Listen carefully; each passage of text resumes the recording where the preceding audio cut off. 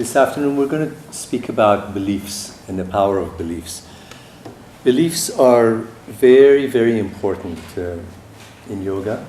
Yoga says you cannot experience anything outside your beliefs. As a matter of fact, yoga makes a very unusual statement. Yoga says when you're out in this agriturismo, you're not seeing with your eyes, you're seeing with your thoughts. So if there's a sad thought in your mind and you go out and walk in these pastures, you're seeing a sad pasture. And if you think about this, it's true. In yoga, everything is related to consciousness, mind, and beliefs. So if you wonder, what is the difference between a day that feels like hell and a day that feels like heaven? The main difference is what's going on in your mind.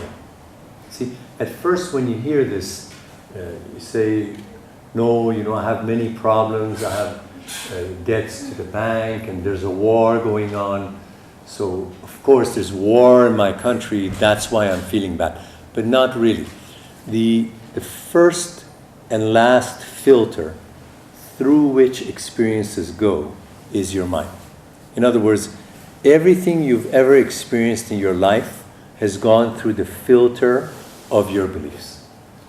The problem with the belief is the following. Whatever you believe is obviously the truth to you. So, you go to London and stay for a winter and it's raining a lot, and you've gone from Kuwait to London and it's raining for 9 months. So you come back to Kuwait and say, London is a very gloomy place. It's raining, cloudy all the time. But then you have a British person who will miss the rain because they're used to it. So how you're experiencing London is going through the filter of your mind. And the problem is the Kuwaiti who feels that London is sad is very convinced that London is sad. This is what's tricky about beliefs. There's now 14, 15 of you listening to this talk, and you feel like the way you're listening to me is the same way that everybody else is listening to me. But even in this small room, that's not what's happening. You would be surprised to know that there are 15 different ways that people are listening to me at this moment. That's really what's going on. And if you believe this, then the world becomes really interesting. Why? Because you start to realize that if there's a slight shift in my thoughts, then the scenery of the agriturismo is going to change. Or I'm going to experience it differently. I have a student who lost a very beloved spouse right before we met. And, when you have a great marriage, it's really sad to lose your life partner. But then through this science, through some deeper meditations, where there was more feeling of soul, energy, a person inside me that is beyond my first and last name, her relationship to the cemetery changed. Again, you might think that I'm talking about mood making, but I'm not talking about mood making. I'm talking about literally your experience in a cemetery changes as you start having direct experiences of life energy going through your body. Your concept of your solid body changes. Your concept of death changes. In any case, beliefs are what you experience life through. What you believe is obviously the reality, and it's very hard for you to feel that someone else sitting in this same room is experiencing this talk completely differently. But that's what's happening right now. Your mind is the main battleground of life. In other words, if you're interested in happiness and wellness, yes, there are external circumstances, like your salary, getting a raise, getting recognition in the office. Yes, yes, yes. But the last frontier, the last layer of your experience is your mind. Therefore, if you can change your mind, the whole experience of life changes. You know, there's a 90-day course that I teach online with Europe. It's called Coming Full Circle. And I spend twice a week, 2 hours with you online, and we just work on your mind, on your beliefs. Most people believe that if they step out of the routine way of thinking, that there is some sort of threat or danger. This is the main reason very few people change in big ways. They stand in a particular circle, and these are the ideas that they're comfortable with about your figure, your income, your skin color, your preferences. And then if somebody says, step out, the ego portion feels very threatened. And this is really a shame. You know, you say 8.5 billion people, let's say at least 2 million people are working on self-development. Why is it that there is no massive self-transformation every 2 months? You would not believe how silly the reason is. You know, for 27 years I've been working with my friends. If you ask me, Kambiz, what is the main reason that personal growth is slow? You would not believe the reason. The reason is we have a first name and a last name. It's called our ego. That ego stands in a zone of comfort. It says, here's the income I'm comfortable with. Here's the weight I'm comfortable with. This is the neighborhood I'm comfortable with.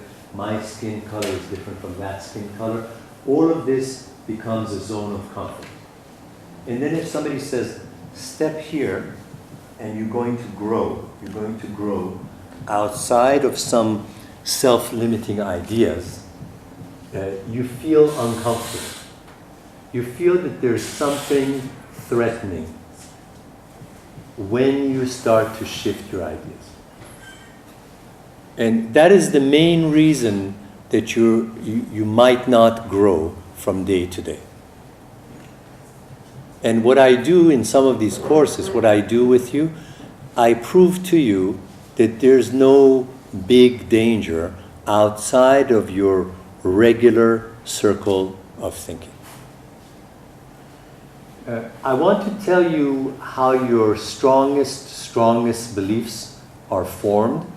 I'm gonna take you through a diagram with my hand. Actually, when you get your notes via email, you will see a diagram that looks like this. But I will tell you with my hands how beliefs are formed. Bring your attention back to me. Come back to the mat. The chair is not important. Come back. Are you here? Yes? Okay. One statement I'll make to you. People say, Kambiz, how long does it take to calm down and have the center of the mind that's unperturbed? Center of the mind remains calm during activity. How long does it take to carry some love instead of fear while the everyday work is going on, while all the pressures are on? How long does it take to get to that stage? My answer is next 5 minutes. You know, people get this teaching that if you climb the Himalayas, if you have no sex for 45 years and you eat just lettuce and tomatoes, no cigarettes, no loud laughing, no Mercedes-Benz, then maybe on your 95th year, on some mountaintop, you'll be enlightened.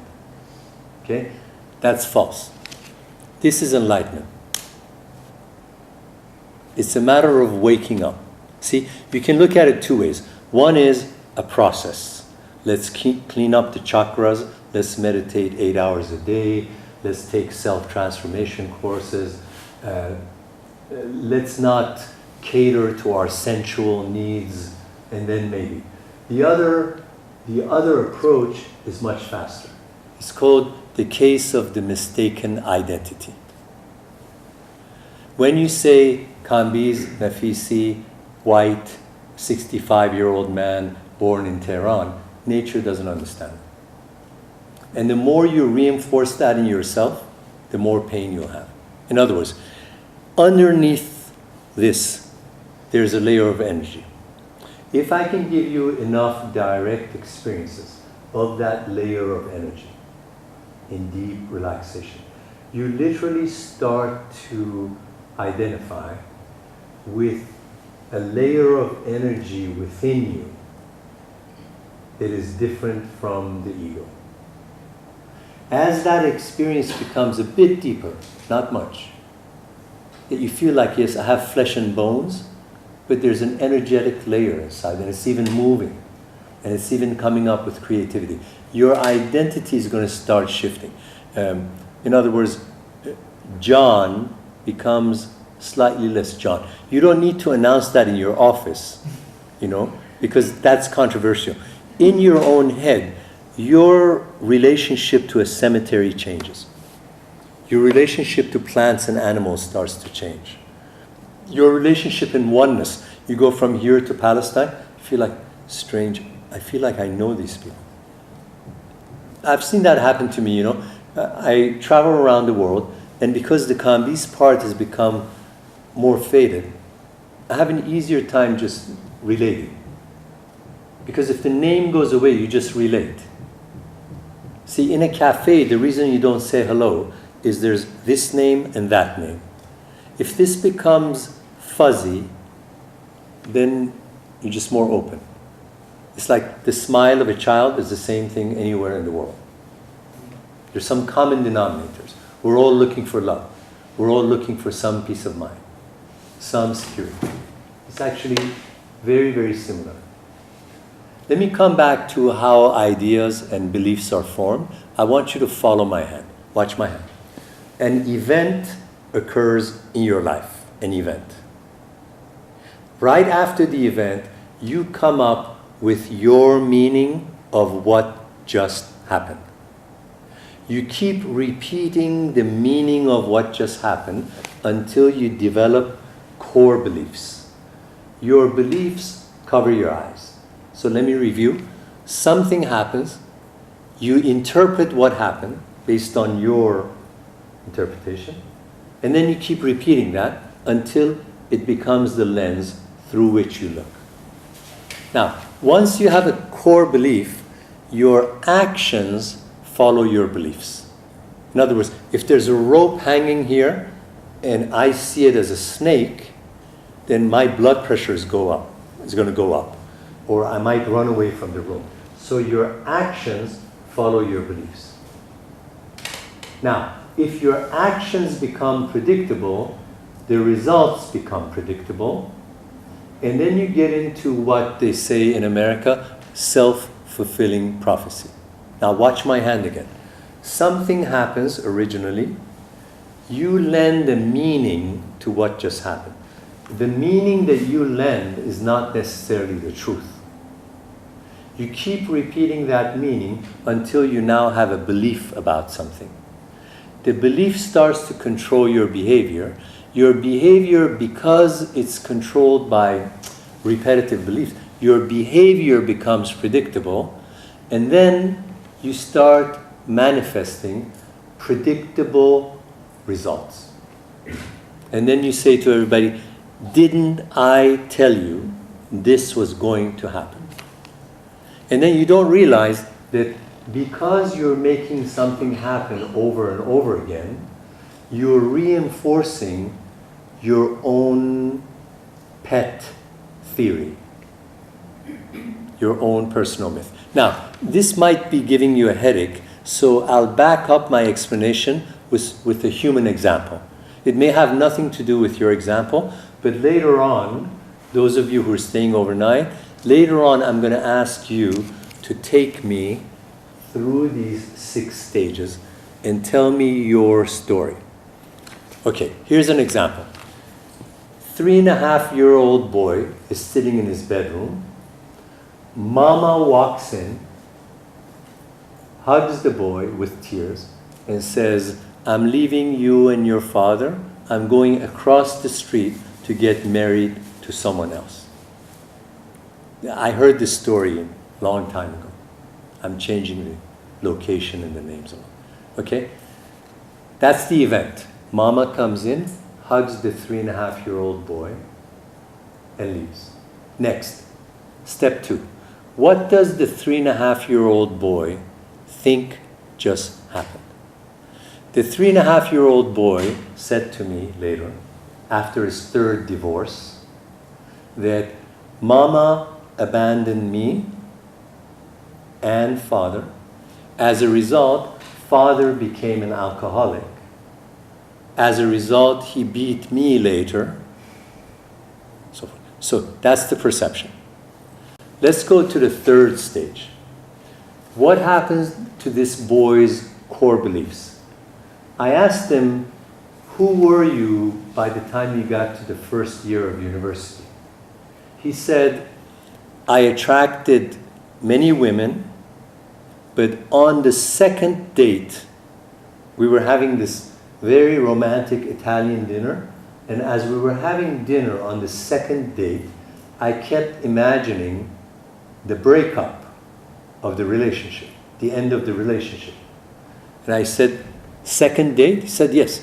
No matter who I went out with, I would quickly imagine the end of the relationship. So I asked him, what was your core belief about women when you were 22? And he said, at that point he said, Kambiz Naficy, are you married? I said, yes. He said, you should divorce her. I said, well, what? He said, do you know where she is now? I said, no. He said, well, you should keep an eye on her. Anyways, he gave me some advice. And then let's keep going. I said, so what is your core belief about women? He said, it's obvious.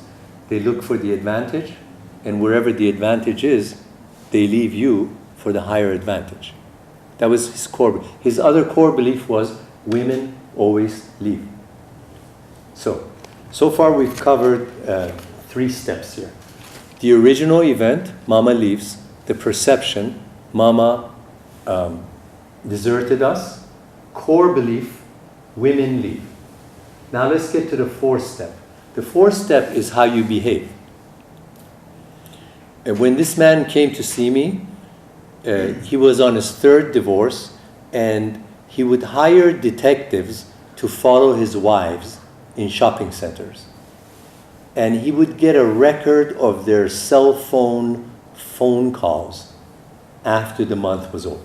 This was in a Middle Eastern country where you can go and pay something to the phone company and get a list of phone calls made by your wife to the outside. So he was on his 3rd divorce.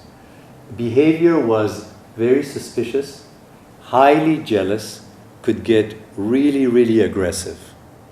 This was behavior, and non-trusting. And his behavior was also to expect the end of the relationship. What were the results? 3 divorces. What was the self-fulfilling prophecy? Didn't I tell you that women leave? Now, if you were a healer, if you were the best healer in the world, which of these layers would you heal? Look at my hand. Which of these layers would you heal? The original event, the perception after the event, the core belief. Would you heal the person at the behavioral level, or would you try to get rid of the self-fulfilling prophecy? Which would be the most effective layer to heal?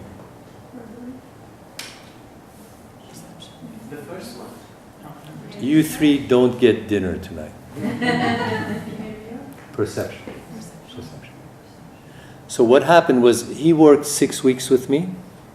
I didn't know who he was. I was just asking him questions, open-ended questions.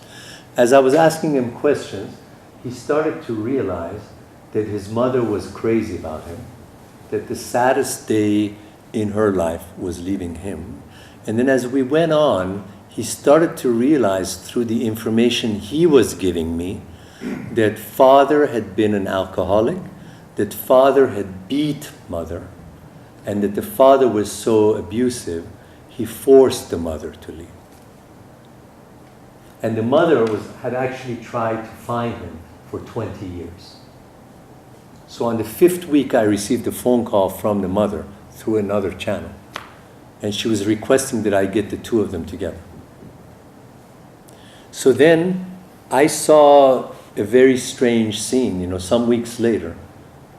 Mother comes in, sees son after 20 years in another one of my apartment rooms. And sobbing, crying. But if you want to see personal transformation, you should have been there. Because in a period of 6 weeks, suddenly women were not the enemy. Suddenly dad becomes the one that drove mom away. This man actually found the 3 ex-wives. He had a nice cry with all 3 of them. Was courageous enough to he wasn't looking for their forgiveness. He just went to them and said, here was the lens in front of my eyes. I didn't see how great you have been, and you were. It's called confession. And all of his defense systems dropped. Some parts of his body started to heal. Like he had problems here. This is where stubbornness is. So if you release this, you may have less pain in your jaws. This is where you're holding stubbornness. In other words, you might drop pain in your body if you drop one of your beliefs. It's very possible. But I want to tell you how self-transformation works. You see, if you change the original perception, then the whole fortress starts tumbling down. Here's your challenge between now and midnight. Look at my hands.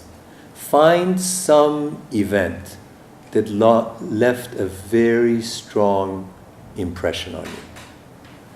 And then tell me what you originally thought happened. What was the meaning that you gave to that event?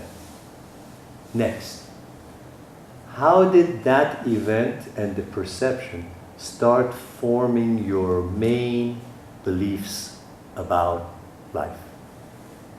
Next, how did your beliefs start creating your predictable behavior? And how is your predictable behavior creating repetitive patterns in your life? I'm going to give you an example, another example. You're 8 years old and one of your parents passes away. The surviving parent says, life is really hard and I have to work 3 shifts to feed you babies. Life is really hard. This goes into your head. Dollar bill, bread, breakfast is really hard to earn. This goes into your head. That becomes one of your core beliefs. Now you know what happens? Now you work in an investment bank, and every time the salary comes on your desk, that night you stay in the office until 12:30 midnight, thinking, I must earn my money. And then you know what happens? You keep insisting that I must earn my money. And then you know what happens? The boss is smart. Bosses love people like you. The boss knows that you have this weakness. So they put a few more files on your desk. Not every boss is mean, but they know your weakness.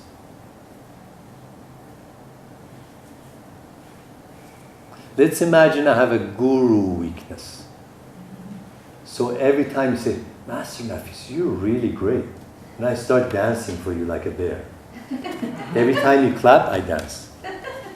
You see? That's the self-fulfilling prophecy. The harder I dance, the more you clap. But then I have nothing. I'm just a people pleaser. You see? So anyways, think about the model I presented you. I don't want you to let go of this talk. In the 90-day course, I stay behind you. Some event, it left a very strong impression on you. And you gave it a meaning, you gave it your meaning. And then you kept repeating that meaning until it turned into your reality.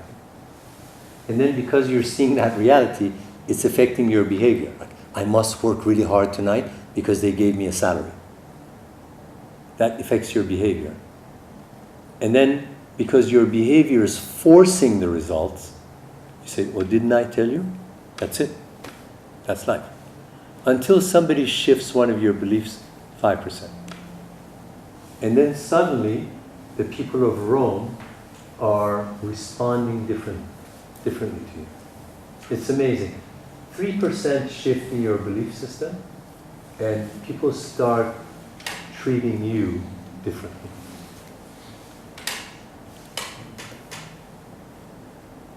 There's another complicating factor here. If you believe that you live in a quantum world of consciousness, then another strange thing is happening beyond your behavior. So let's say all of us are single now, and we go to a dance. And in that dance, there's at least 20 eligible people suited to you. Okay? Do you know what happens in that dance? You attract the one person who picks up on your belief system, and your belief system feeds their energy field. So I'll give you a not such a pleasant example, but it's a real example, okay? There was a lady who had an alcoholic father who used to beat her. When she went to university, in the first 2 weeks, she found that the sexiest man was the captain of the football team. What she didn't realize is that that man was very angry at his own mother.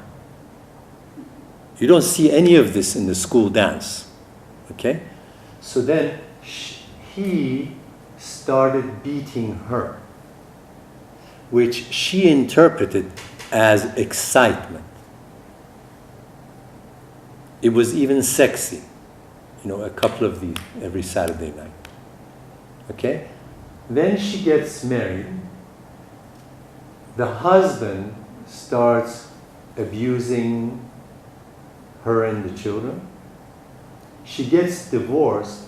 The next boyfriend picks up a gun, shoots the children, shoots her here, and then shoots himself. So we've got 4 repetitions of, didn't I tell you life is like this? What was her self-fulfilling prophecy? What was her self-fulfilling prophecy? That men are and must be violent. So I'm sorry, I'm not giving you such, you're here for a weekend of relaxation. So, but I just want to make a point. There are 2 problems with this diagram. Number 1, you start behaving in accordance to your own belief system. And if your belief system stays predictable, then your behavior becomes predictable. So at a behavioral level, then I can control you because you're predictable. But that's only one problem. At the invisible level of the school dance, the people who get attracted to each other are somehow reading each other's belief systems. So I challenge you with one question. Think about your romance since you were 13 years old. From the time you reached puberty until now. Is there any common denominator? Is there any vague common denominator between the mates that you have chosen? Of course, this question only works if you haven't worked on your own self-transformation. Because once you wake up, you interrupt that pattern. But if you haven't worked on yourself, is there a common denominator? Are they all aggressive? Or are you a woman? Women are classic for this. They pick wounded men up from the sidewalks. They heal them because this is the motherly tendency. Women have this tendency to give love and to heal through love. And the theory is, if I give this man enough love and heal him, then he will be healed and come back and love me. That's a drastic mistake. In other words, if you have a wounded man, hand him to me. It's none of your business. You know why? A girlfriend cannot heal psychologically. Because you're the lover, you're not the healer. If I tell my own mother to calm down, she'll call you and say, Constantine, tell my boy to get a real job. He used to work in a bank and he had a suit. Just tell him to get a haircut and get a real job. She's 100 years old. She's still nervous. Tell my son to get a real job. So don't try to heal your boyfriend. It won't work. Because you're too close. Have you tried healing somebody very close to you? It usually doesn't work. You need to give it to someone else. They don't have to be a professional, but not you. Okay, so let's heal at the perception level. And actually, if one of you is brave, reflect, welcome, then they feel valuable. That's the way it works. Now, don't get guilty because all of us can do what we can do. I'm just explaining to you that younger people don't have a sense of self. Between birth and the age of 7 is when a child picks up, oh, I'm worthy, or mama cares about me. It all happens between birth to 7 years of age. I'm talking about the main frame of your subconscious mind. So now when you're 38, your main sense of am I attractive or not comes from the mirror of the parent's eyes originally. This can change. This can change. Are some people getting headaches? Should we talk about love and light instead? Are you okay? Because we can talk about love and light. Can we do that? Instead of this? Oh, why? Leave this? You get to choose. This is the stuff we would rather not talk about in a yoga retreat. What do you think? I say we should go on with it. Yeah, keep going. Keep going? Yes. Okay. I'm just explaining the mechanics. It's not darkness that I'm explaining. Darkness comes from the mind. That can change. That can be reprogrammed. You know why I do stuff like this afternoon? Because I went to India for 15 years and there were a lot of golden people. Om Namah Shivaya. Golden robes. Until the father called from New York. And then they would go nuts. You can't believe how many angels I met in meditation centers. As long as they were oming in an ashram, they were fine. But one phone call from their past, you could tell they had not healed. They hadn't healed this. You know what yoga means? Yoga means your psychology and your spirituality is now a tripod. That's what a yogi is. In other words, you can now deal with your father. You can deal with your step. That's what yoga means. It doesn't mean Om Namah Shivaya 8 hours a day. So after 15 years of seeing these golden people, I decided to talk about some of this stuff so you can, start with a clean tray. A yogi is somebody who's solid, not somebody who ohms to forget their stepfather. That's not yoga. People misuse spirituality. On that note, I'll pick up my notes. Okay, some techniques for reprogramming the mind. You have 2.5 days to live. It takes you out of your comfort zone. Number 2, teach what you need to learn. This woman was helping teenage prostitutes because she wanted to see her own glory. I'm not saying I'm always right, but I said to her, the reason you're so powerful, you didn't get your glory in the mirror of your parents' eyes. Every time you heal a prostitute, you see your own glory for the first time. And then she started crying.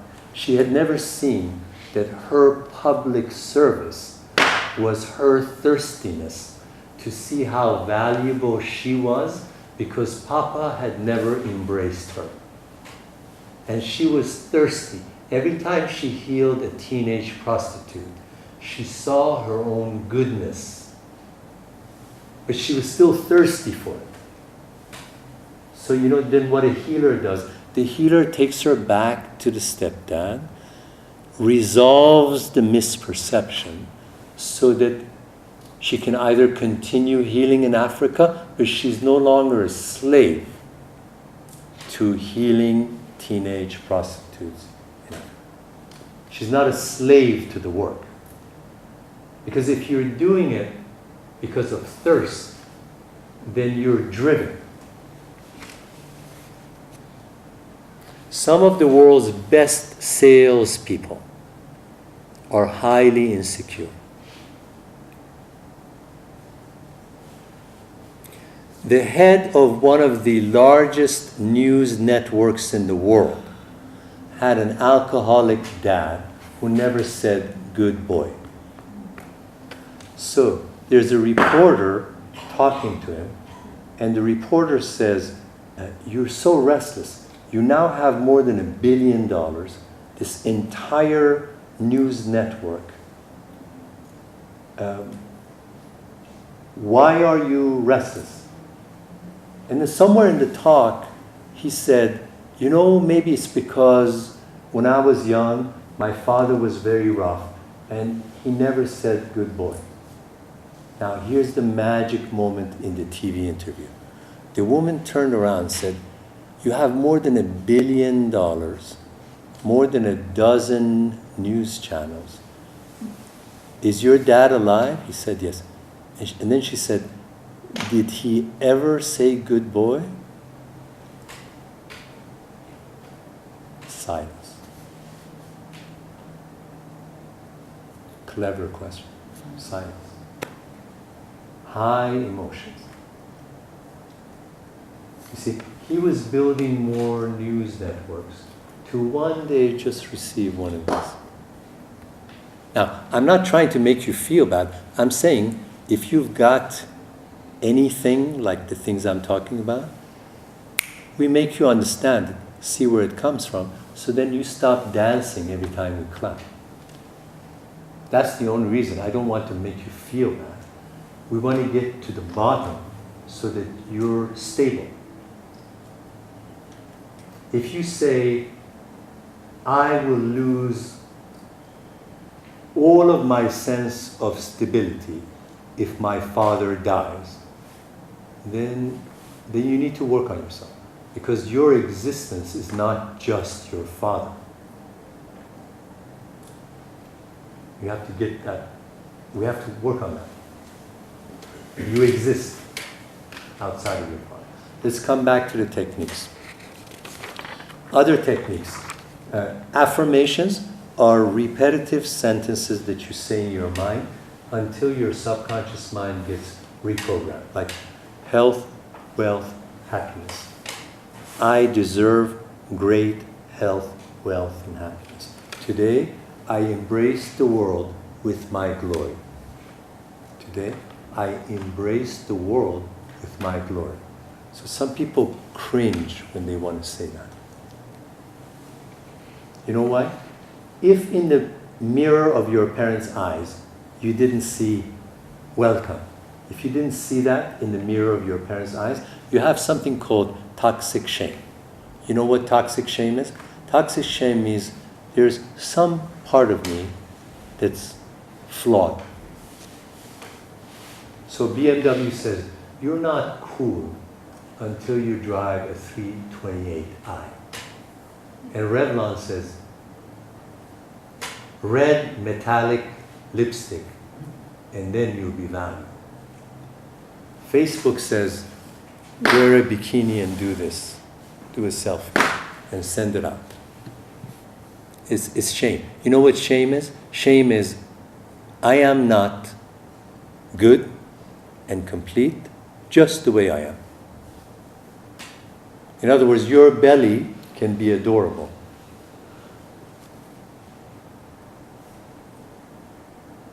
So, I'm telling you something very hidden. Behind the entire advertising industry, there's a force of shame. Shame means something about me needs to be changed. Because the way I am is not fully okay. I'm not talking about character flaws. I'm talking about the way you were born. The opposite of shame is contentment. One of these days, you're going to sit on a chair and feel like, I like it. I like it. Whatever your hair color, whatever your figure, whatever your income, and it's one of the last achievements. Forget about samadhi. See if you can be in the agriturismo and find a moment where you and no one else can enjoy a moment of sweet solitude like, I like it. I'm kind, I've touched some lives. Whatever my figure or body is, I like it, it's mine. It's been created by force. That force doesn't make any mistakes. That's the opposite of toxic shame. You might think I'm talking very radically, advertising industry, BMW, toxic shame. But think about it. Think about the pressure on women. How do you look? Which lipstick? Do you have a Facebook page? Do you advertise your birthday cake on social media? Like that. Okay, affirmations. Repetitive sentences in the present tense that reprogram your mind. I deserve great health, wealth, and happiness. If you need help with affirmations, write me, I'll send you some. Next, visualizations. Psychological studies show that visualizing a picture is much more impactful on you than repeating words. So if you close your eyes and visualize a tennis shot, you visualize hugging your daughter, visualize better relationship with your romantic partner. If you do detailed visualization, your subconscious mind believes that as reality. And then it implements it. So if you follow some top tennis players to the locker room, before the tennis tournament, they're doing this. They're hitting the backhand in their mind. They go into the court, the body does the same thing. There's a famous story from Vietnam. The Viet Cong shot down an F-4 pilot.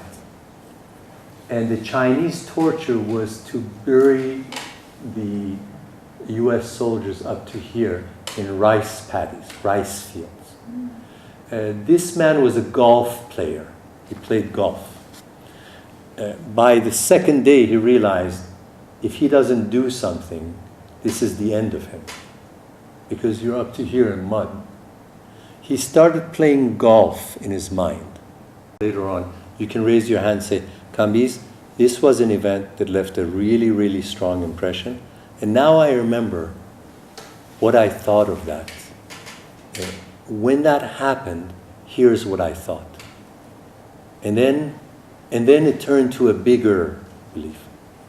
And then now I know why I act this way. Why do I work until 12:30 at night when they give me a salary check?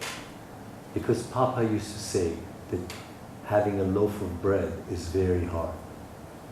And now you're an investment banker, you make a lot of money. But you still think there's no money.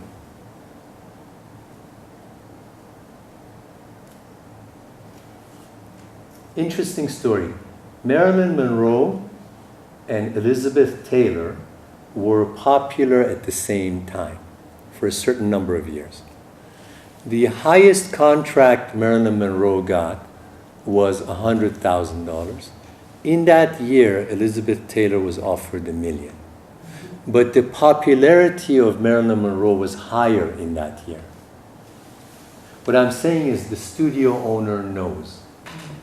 Not intellectually. Not intellectually. Now let's go back to that dance with the eligible bachelors and bachelorettes. In that dance, what you don't realize is beyond our eyesight and beyond our logic, there's a whole bunch of things happening. Like aggressive man is getting attracted to Miss Victim. The man who's lazy and doesn't want to work immediately focuses unconsciously on the one girl who's a millionaire. Free breakfast for the next 35 years. Amazing how they find each other. Has anybody had any experience of what I'm saying? How we find each other? Think about it. Think about how some of the closest people to you, somehow their energy field found yours. It's not all abusive. I'm not saying everything is abusive. I'm saying, how did their energy field find yours?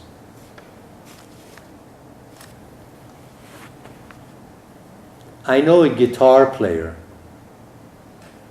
He asks every woman he meets to marry him. He's such an artist that every 15 minutes he falls in love. So he goes around the world holding and keeps asking people to marry him. You know finally who he wound up with? He wound up with a German disciplinarian that grabbed him by the collar and said, I love you, but sit down. And she feeds him like boiled potatoes. You know? And he's very happy because she sat him down. And he says, I'm so lucky to have her. Because, you know, he's like this. He's an artist. He asks everybody to marry him. So this is what I mean by quantum physics. Think about your life. Who is it that you attract? How are they complementing you? Now, why is it that people don't let go of their last limiting belief? In other words, some of you have worked on yourselves. So, you know, you got rid of anger, you got rid of cigarettes, you got rid of the inability to make money, you got rid of everything. And then there's this one last belief left. This is your main self-sabotage. There's this one last thing that you're still doing. And that last one, you're not releasing. Why? Here are some reasons. Number one, if you're not dropping the one last self-limiting belief, number one, you're in denial. You say, Kambiz, this was a relaxation retreat. What is this stuff you're talking about? I have no problems. I'm a very healthy person. So denial means either you don't see it or you're defensive about it. That's the first reason. Second reason. The second reason is that your self-limiting idea has become your identity. I had an uncle who was the Surgeon General of Iran. And he always had one cigarette hanging here. Even the passport photo. He had these beautiful suits and there was always ashes here. So this becomes your identity, or anger, or stinginess. And then here's the problem. What happens if you drop that quality? It's like all your life you've had that quality. So if you suddenly drop it, nobody recognizes you. You're actually afraid of losing some of your best friends. I'm kidding, but you know, some of these things have become your mask. So if you shift, you feel threatened. It's like, well, who's going to be left? I am my anger. I am my fragileness, so forth. That's the second reason why people don't change. There's a third reason. There is somebody fragile in your life, and you feel like if you heal, the other person will become an orphan, in a sense. I met a couple back home, and they said, Master Naficy, we're really in love. And I said, how did you fall in love? And they said, they meant grass. They said 8 years ago, we were so high, and we kept getting high together, and we got high so many times together that we fell in love. In other words, the common denominator of the romance was pain. There are relationships where the common denominator is pain. There are romantic relationships based on fighting. Richard Burton, Elizabeth Taylor. He would buy diamonds this big, and then they would fight. And then he would come with flowers, and then they would fight again. So anyways, if you have somebody in your life that got close to you based on pain or weakness, and then let's say we start working with each other, and you start to heal, and then you get worried. It's like, you know, the woman in that relationship started going skiing. She started skiing twice a week, and this went away. When this went away, the romance started to fall apart. But the common denominator was pain, not romance. I said, you know, how long have you been together? He said, well, I don't know, we were high. I think it's been 8 years. Clear the smoke in the room to see how long it's been. So some of you have a contract with somebody, and it's based on fragileness. So then you might be concerned that if you change, the other person will remain abandoned.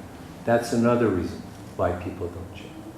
Some people say we don't have the tools to change. Then I can give you some tools even today. I can give you the tools to change. These are some reasons. Now, I'm going to give you some tools, some suggested tools, and in the 90-day course, I give you these tools every day, every time we talk to each other. Here are some tools for changing very, very old beliefs.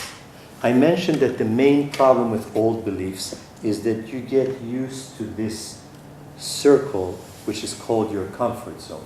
So if you shift this way, you start to feel uncomfortable. Let's say you have low self-worth. And every time there's a man in your life, you cook, you get the flowers, you do everything in the house, and you pamper this man. And then they leave. It's because you have low self-worth. So then we work with each other, and I say to you, wait 20 minutes before you make the phone call to his office. Breathe for 20 minutes before you call. And your hand keeps going for the cell phone. It has to do with self-worth. I'm not saying always. I'm saying if there's a wound, that's why your hand goes for the cell phone. You feel like you're going to lose the fellow or the lady. Okay. I'm going to give you some techniques in terms of how to come out of this comfort zone. There's really no danger outside this comfort zone. No danger. You think it's dangerous. There's nothing dangerous. Okay, technique number 1. This will strike you as odd. Sometimes wake up and pretend this is the last day that you're going to be alive. Very odd technique. In one of the courses, it started right after New Year's Eve. And I called these 5 people in Europe. I said, I had a premonition. I got a message dancing with my wife on New Year's Eve. And they said, what was the message? I said, the message I got is that something said to me, Kambiz Naficy, you have 1 year left to live. Live as if you have 1 year left. So I recommended this to the class that was going through the course with me. I said, I want all of us to join hands and really, really visualize that we have 7 days left to go. But not in a sad sense, you know. I mean, I don't want you to start having suicidal thoughts or anything. Just tell yourself sometimes, in 2 days, I'll be gone. I'll literally be gone in 2 days. How am I going to live these 2 days? You know what happens there? If you take time away from the ego, you immediately come out of your comfort zone. Because the comfort zone pretends that you have a lot of time. And we do, some of us, but you know, that stops your growth. So technique number 1, pick a day, midweek, and give yourself 2 days to live. Not in a sad sense. So you go to the piazza and say, the last pizza. And then it tastes differently, doesn't it? Or if the guy playing the accordion says, would you like to dance? If you've got a day and a half, most likely you'll dance. And then you start to have a lot of fun, no? Because you're always too shy. But with a day and a half, you might dance. Or you're single and somebody says, do you want to be friend? Day and a half? Maybe. You see the logic? Next technique. Some people teach what they need to learn. So I had somebody who was afraid of heights, and they became a ski instructor. It was scary. They had to deal with it on a daily basis. But they started teaching skiing. Some of my senior teachers, initially, they were working on themselves. So Nushin sat in on 100 of my workshops. So then some of these talks started penetrating her skin. So then she started teaching what she needed to learn. Let me explain what I'm just saying. A lady from central part of the US said, Kambiz, I am very powerful and passionate about going out to people and motivating them, giving them love and support until they get back on their feet in life.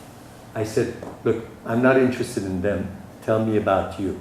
She said, well, my biological father left, hardly saw him.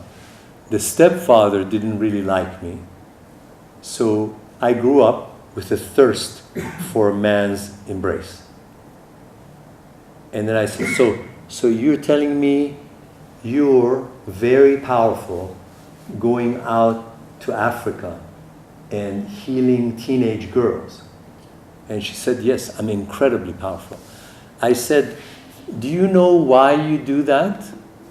She said, yeah, I like to help teenage prostitutes and bring them to glory. And I'm very effective doing that. I said, no, that's not why you're doing it. She said, what are you saying? I said, you didn't get nourishing love from the first 2 men in your life. She said, well, what does that have to do with it? I said, when you are young, you don't have a self. You know, if you've got a 3-year-old son, he doesn't have a self. He needs to look into mama and papa's eyes like a mirror, and in their eyes, he needs to see appreciation. I don't know if this surprises you or not, but your 3-year-old child doesn't have a sense of me. I'm beautiful. I have curly hair. I'm sweet.